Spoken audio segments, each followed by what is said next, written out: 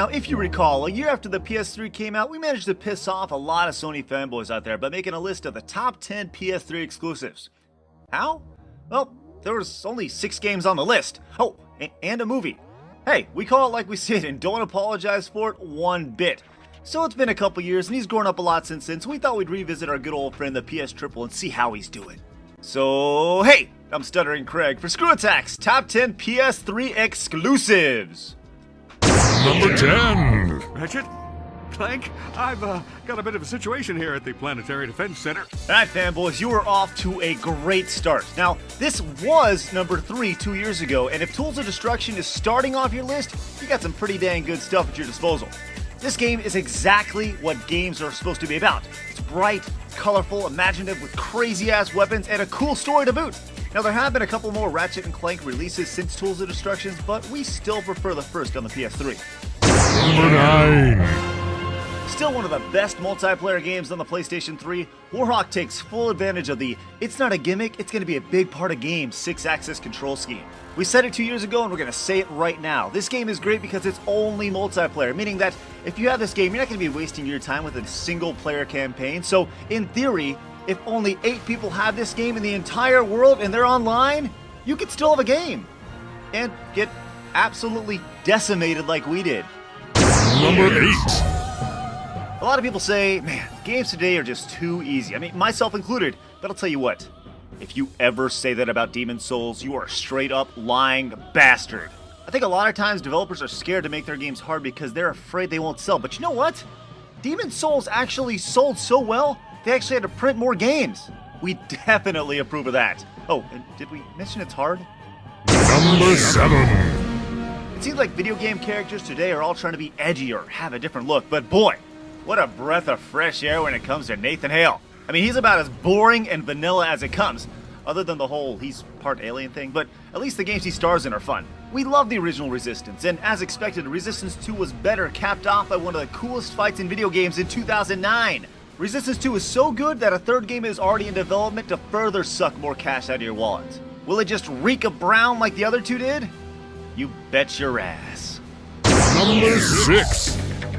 So in addition to having the ability to go raiding and shoot lightning out of your hands, I mean, there's really nothing like electrocuting some dude's face. Infamous had a kick-ass story, but the real reason we like this game so much is the moral dilemmas the game puts you in. If I turn that valve, I'll take another blast of crud to the face. Or maybe I force this guy to do it for me. I mean, you got these superpowers, but should you use them for good or bad? Should I tell this guy his wife is dead, or should I just fry his ass and put him out of his misery? Shock him! Number 5. Look, we tried to take this off the list, but we just couldn't. It's an entirely different movie on Blu-ray. I mean, come on, it just got better over time. Number 4.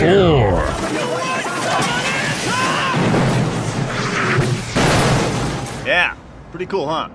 Well, 4 years after we saw this trailer, yes, 4 years, we finally got our hands on Killzone 2, and wouldn't you know it, it's actually pretty damn good. Did it blow us away like the trailer did in 2005? Not exactly, but that doesn't mean Killzone 2 is still not the best FPS on the PS3.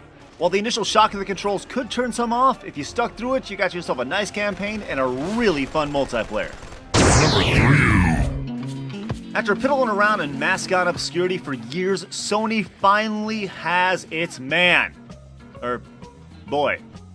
Made of sack.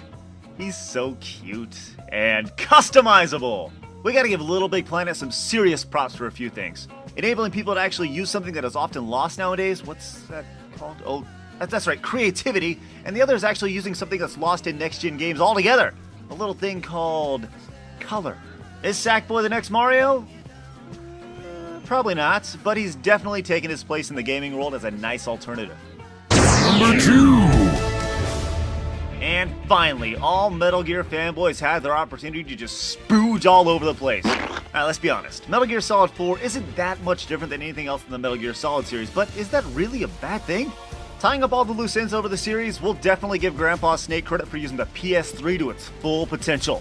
Most notably, in the cutscene department. Some say playing video games is actually to replace movies, and you know what? I gotta agree. If you can actually play a damn movie and then get a cutscene that's pretty much a movie in itself, how can you not?